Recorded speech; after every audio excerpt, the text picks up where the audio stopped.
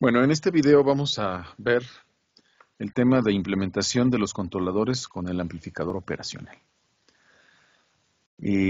Primeramente vamos a ver el símbolo esquemático del amplificador y sus terminales. Después conoceremos el modelo del amplificador ideal. Después platicaremos un poco de las características del amplificador real. Después veremos sus diferentes configuraciones, no veremos todas, veremos las más importantes para el área de control y finalmente cómo se implementan algunos componentes de control. Ok, pues originalmente los amplificadores operacionales fueron diseñados para utilizarse en computadoras analógicas. Como su nombre lo indica, pues estos circuitos electrónicos permiten realizar varias operaciones, entre ellas sumas, restas, multiplicación, integración y derivación. Pero hay muchas otras operaciones más. Este es el símbolo esquemático del amplificador.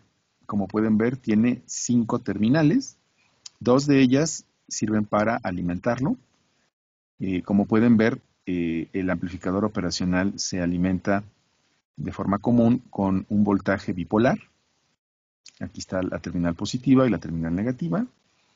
Y luego del lado izquierdo tiene sus 2 terminales de entrada. Una llamada entrada inversora, que se simboliza con el símbolo menos, el signo negativo, y la entrada no inversora, que se le coloca un símbolo más de suma. Y del lado derecho viene la terminal de salida. Bueno, como les decía, tenemos la entrada inversora y la no inversora. ¿Y por qué se les llama así? Bueno, básicamente porque si yo en la entrada inversora coloco un voltaje positivo, la salida va a ser negativa. Mientras que si yo coloco un voltaje positivo en la entrada no inversora, la salida será positiva también. Quiere decir que para un voltaje de entrada en la terminal inversora positivo, mayor a 0, la salida va a ser negativa. Veamos ahora el modelo básico del amplificador operacional ideal. Aquí estamos viendo solamente 3 de sus terminales, no estamos viendo las terminales de alimentación. Si nosotros conectamos y alimentamos entre las 2 terminales, la inversora y la no inversora, un voltaje de alimentación, este voltaje va a entrar a una impedancia, que es la impedancia del amplificador, llamada Zin. Esa impedancia idealmente debería de ser infinita para el operacional ideal. A la salida vemos que hay un tipo de equivalente de Thevenin, es decir, una fuente de voltaje en serie con una impedancia, en este caso Zout, y idealmente esa impedancia es 0. El voltaje de la fuente es igual a el voltaje de entrada multiplicado por una ganancia llamada A sub B. Idealmente esta ganancia es infinita.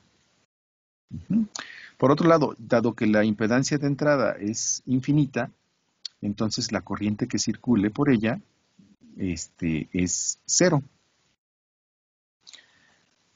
Otra característica importante de relación entrada-salida es que tiene zero drift. Eso significa que no tiene desviación de 0. Es decir, cuando introducimos un voltaje de entrada igual a 0, el voltaje de salida también idealmente será igual a 0. En la vida real esto no es así, pero hay forma en algunos amplificadores de compensarlo para llevar a 0 la salida cuando la entrada es 0. Finalmente, otro comportamiento ideal es que el ancho de banda es infinito. Quiere decir que la ganancia AB es constante para toda frecuencia. Sin importar con qué frecuencia alimentemos aquí, no va a haber atenuaciones en la amplitud de salida. Ok, ahora comparemos qué es lo que ocurre con estos parámetros, idealmente y contra valores típicos de un operacional real. Por ejemplo, la impedancia de entrada ya vimos que idealmente debe de ser infinita.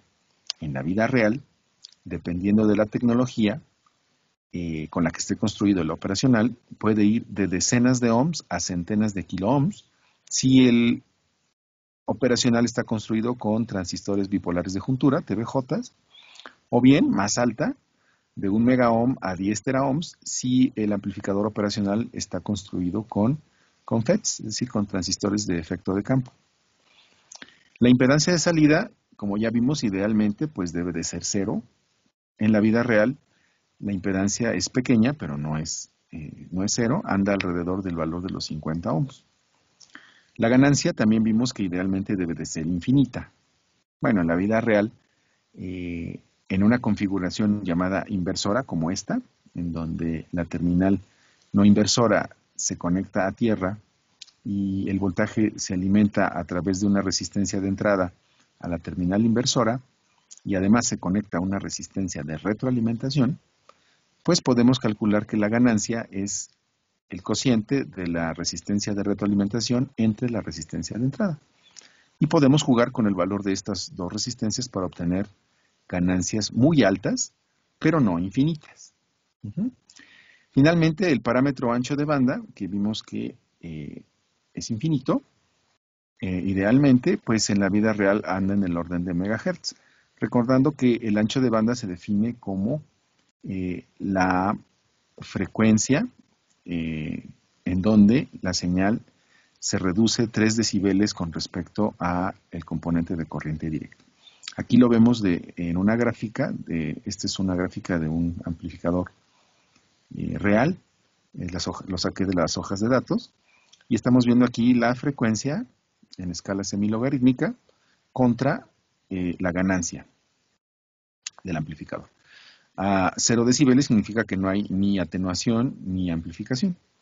Y vemos que hay 3 curvas que reporta el fabricante a 3 diferentes voltajes de polarización. Está a más o menos 2.5, a más o menos 5 y a más o menos 12 volts. Y las curvas se parecen mucho porque todas empiezan a decaer a una frecuencia. Más o menos todas cruzan menos 3 decibeles en una frecuencia por encima de los 200 MHz, y ahí es donde se define la frecuencia de ancho de banda. Depende un poquito del voltaje de polarización, pero todas se comportan a cualquier voltaje de polarización, más o menos tiene el mismo ancho de banda. Por último, platicar que por lo regular pues no se conoce la impedancia de entrada, pero hay una forma de calcularla. Si suponemos que la impedancia tiene componente puramente resistivo, podemos medir el voltaje y la corriente de entrada al amplificador con un amperémetro y utilizando ley de Ohm podemos calcular experimentalmente la impedancia de entrada de un amplificador real. Aquí, bueno, en esta diapositiva vamos a platicar de un amplificador especializado, un amplificador operacional que se llama de instrumentación. Como su nombre lo dice, pues este amplificador está especializado para ser utilizado como la primera etapa a donde se conecta un sensor. Para que dos cosas, la relación nivel-ruido sea lo menor posible y la impedancia de entrada del sensor pues sea la menor posible. Internamente este amplificador está formado por 3 amplificadores operacionales con tecnología FET y tiene entrada diferencial. Aquí tenemos los 2 voltajes de entrada. Esta sería la entrada inversora y esta la no inversora. Por dentro ya tiene conectadas este juego de resistencias y la única resistencia que aparece por fuera es esta resistencia llamada de ganancia. Pues resulta que la ganancia de entrada se manipula solamente con este resistor llamado resistor de ganancia.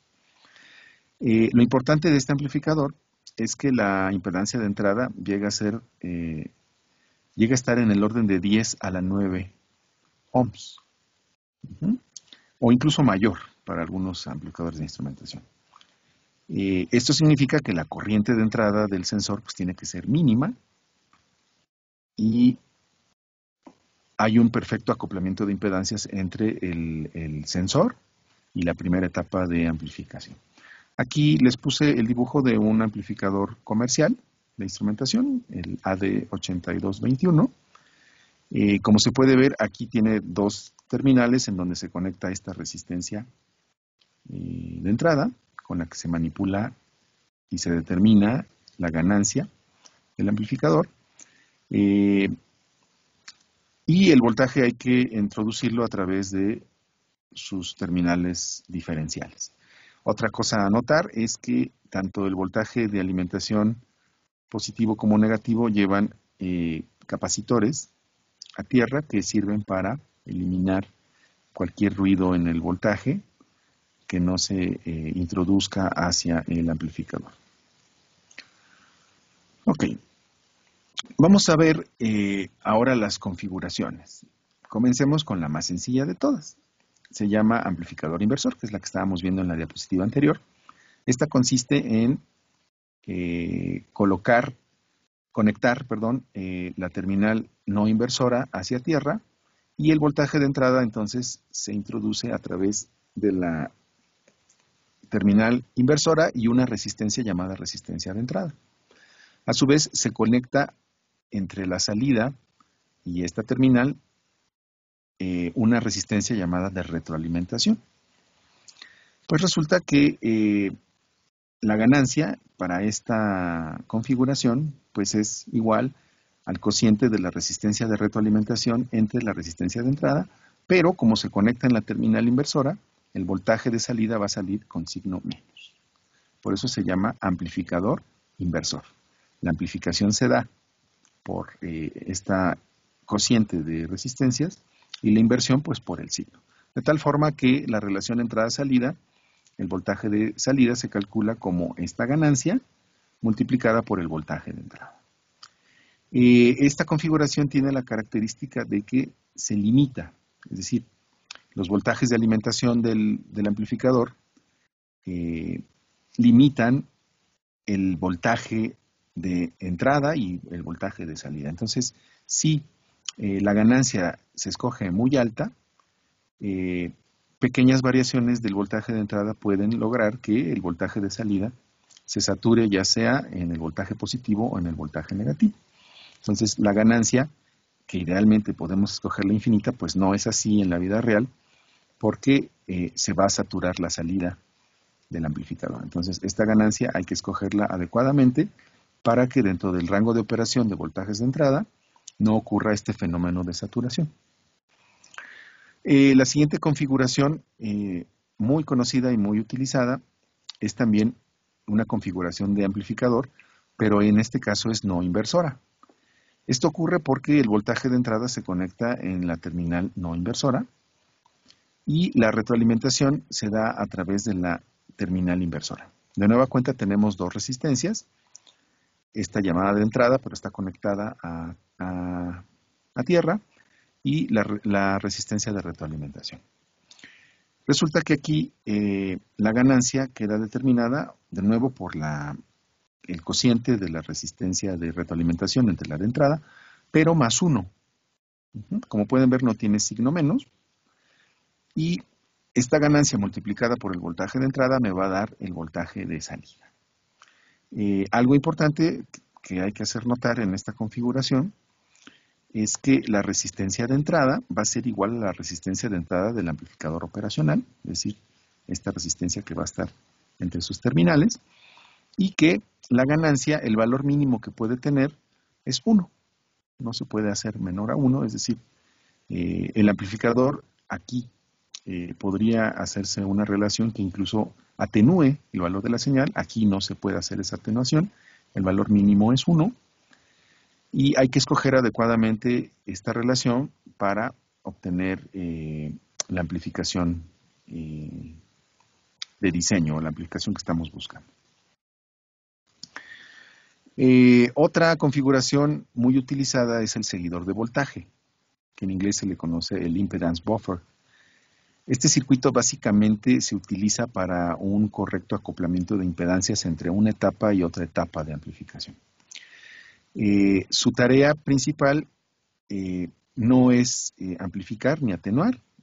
En realidad, lo que tenemos es que la impedancia de entrada ejerce una carga mínima en la etapa anterior y es muy grande, mientras que la impedancia de salida es muy pequeña para conectarse a la etapa que sigue.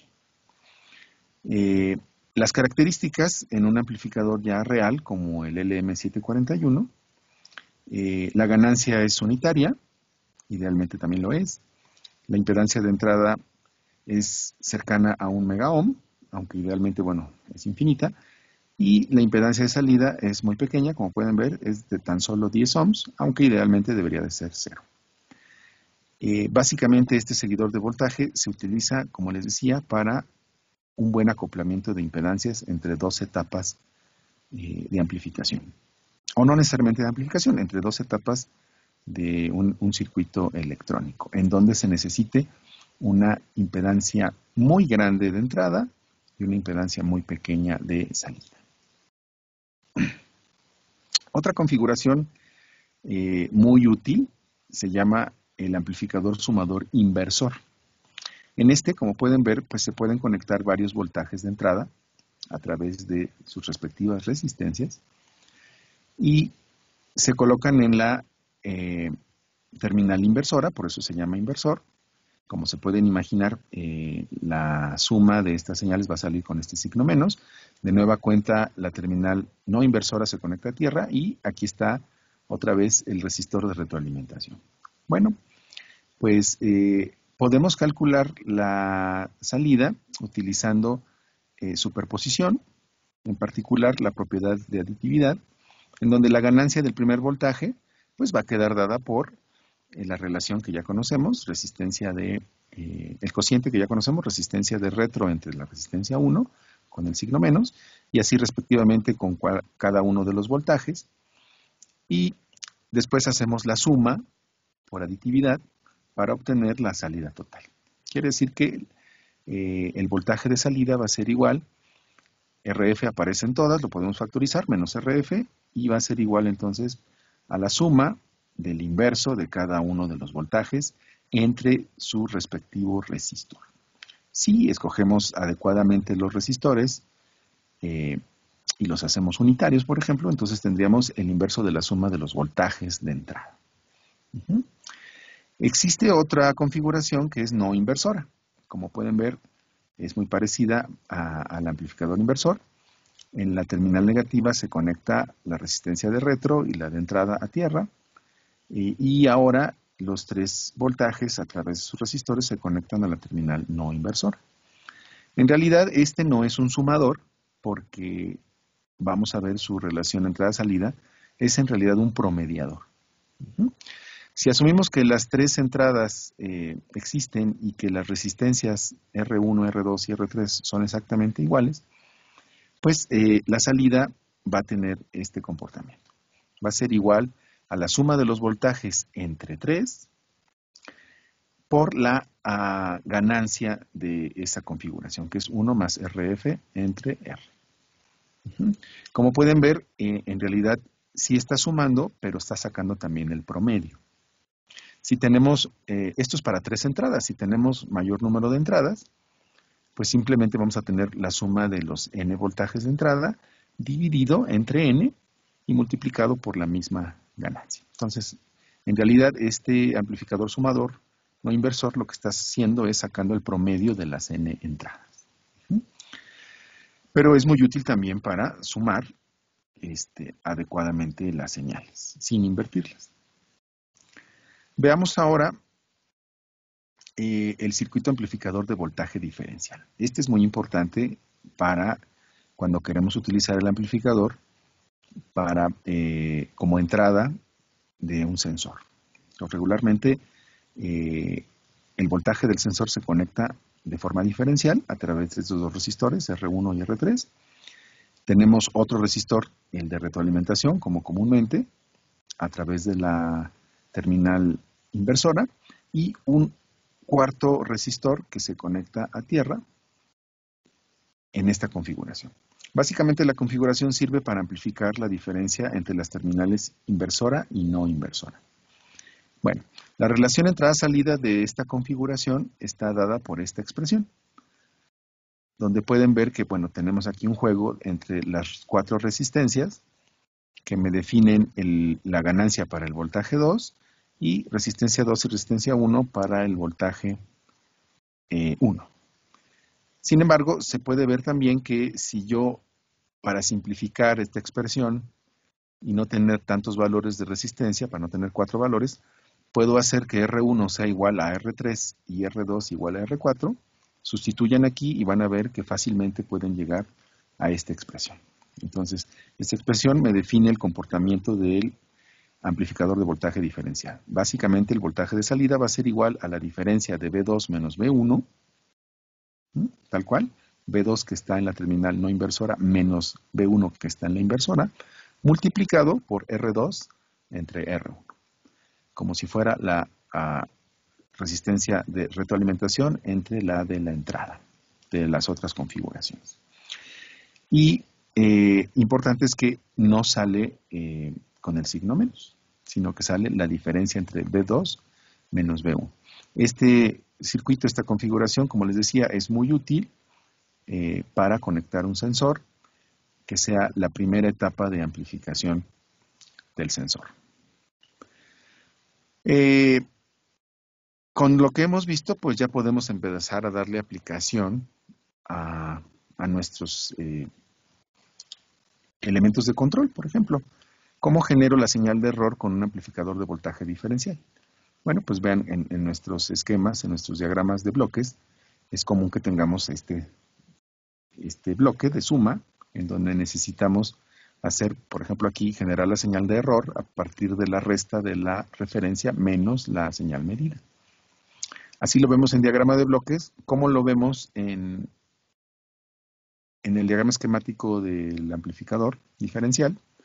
Pues vean, conectamos la salida medida en la terminal inversora, conectamos, bueno, a través del resistor, conectamos la señal de referencia en la no inversora, y lo que vamos a tener es, escogiendo adecuadamente la ganancia que sea unitaria, vamos a obtener la salida, que es el error, como referencia menos salida medida.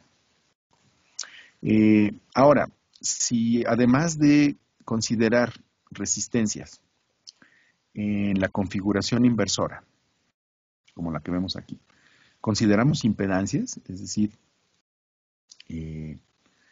parte real y parte imaginaria en el valor de la impedancia, no solo resistiva, sino también inductiva y capacitiva, el amplificador inversor se vuelve más versátil todavía, porque la relación salida-entrada sigue teniendo el signo menos porque es inversora, pero ahora va a tener la división no de las resistencias, sino de las impedancias. La impedancia de salida, Z2, entre la impedancia de entrada. De esta manera entonces podemos obtener mayor capacidad en el operacional porque puede hacer diferentes operaciones. La que ya conocemos, que es con una resistencia en impedancia de entrada y una resistencia en la impedancia de salida, pues hace simplemente la ganancia que ya vimos, ¿no? R2 entre R1 con signo menos. Pero si yo utilizo en la impedancia de entrada una resistencia y en la impedancia de retro un capacitor, entonces voy a lograr un integrador. Esta va a ser la función de transferencia, va a ser 1 entre R por C, entre S, con signo menos, lo que entonces, acuérdense que en el dominio de la frecuencia, dividir entre S, significa integrar la señal en el dominio del tiempo. Y si invierto yo ahora, utilizo un capacitor en la impedancia de entrada y una resistencia en la impedancia de retro, ahora tendré esta función de transferencia que será R por C por S, con signo menos, y esto equivale en el dominio del tiempo pues, a una diferenciación de la señal. Entonces, con este juego de impedancias puedo tener un amplificador con una ganancia, un integrador o un derivador, también con sus respectivas ganancias. De esta manera, los controles más utilizados, PI, PD y PID, se pueden construir solo utilizando resistencias y capacitores. Por ejemplo, el PI, en entrada utilizo una resistencia, en retro utilizo una resistencia en serie con un capacitor, y esta va a ser la función de transferencia del amplificador operacional, es decir, el equivalente en polos y ceros de un PI. Un polo fijo en 0 y un 0 que puedo yo escoger inteligentemente con el valor de R2 y el capacitor, y una ganancia que queda dada por R2 entre R1. La única diferencia con el PI normal es que va a aparecer invertido por el signo. De la misma manera puedo implementar un proporcional derivativo. Si en la impedancia de entrada utilizo un capacitor en paralelo con una resistencia y en la impedancia de salida un resistor. Esta es la función de transferencia que queda para un PD, que como recordarán, efectivamente, pues es un 0 colocado inteligentemente en algún lugar por una ganancia. De nuevo, la única diferencia con el PD normal será el signo. Y finalmente también podemos implementar un PID. En este caso, la impedancia de entrada será el capacitor en paralelo con la resistencia y la impedancia de retro, el resistor en serie con el capacitor. Ya se podrán haber dado cuenta que esto es de la parte integral y esto en la impedancia de entrada es de la parte derivativa. Finalmente, esta es la función de transferencia del PID, donde pueden ver, aquí no se ve tan fácilmente, pero aquí si multiplicamos por S y dividimos entre S, y aquí también por S entre S, esto nos va a quedar al cuadrado, y tendremos entonces un polinomio en el numerador de segundo orden, abajo una S, un polo en 0, y una ganancia, que es lo que define el PID si lo interpretamos como ubicaciones en el plano complejo. Dos ceros colocados inteligentemente, un polo en 0 y una ganancia. Esto lo podemos ver más fácilmente aquí, recordando que la función de transferencia de un PID, pues es esta, es la suma de las tres componentes, la ganancia proporcional, la ganancia integral integrada, es decir, dividida entre S, y la ganancia derivativa multiplicada por S. Si nosotros hacemos el álgebra, llegamos a esta expresión, que como les decía, es la colocación inteligente de dos ceros en el numerador, y una ganancia que podemos modificar arbitrariamente, y un polo en 0, que ese sí es inamovible. Bueno, pues por último, les puedo comentar que también el amplificador operacional sirve mucho para no solo implementar los observadores y la retroalimentación de estado y los controles PI, PD y PID, sino que también me permite crear o implementar una planta, por ejemplo. Hay un filtro muy famoso llamado Sallen-Key que me permite implementar una planta de segundo orden, solo utilizando 4 resistencias y 2 capacitores. Esta que ven abajo es la función de transferencia de este filtro de Sallen-Key, y como pueden ver, pues tenemos una ganancia en el numerador y un polinomio de segundo grado en el denominador, que escogiendo inteligentemente este valor de K y el valor de las resistencias y capacitores, podemos entonces implementar casi cualquier función de un sistema de segundo orden. Puede ser sobre o subamortiguado o incluso críticamente amortiguado. Pues eso sería todo por el video de hoy.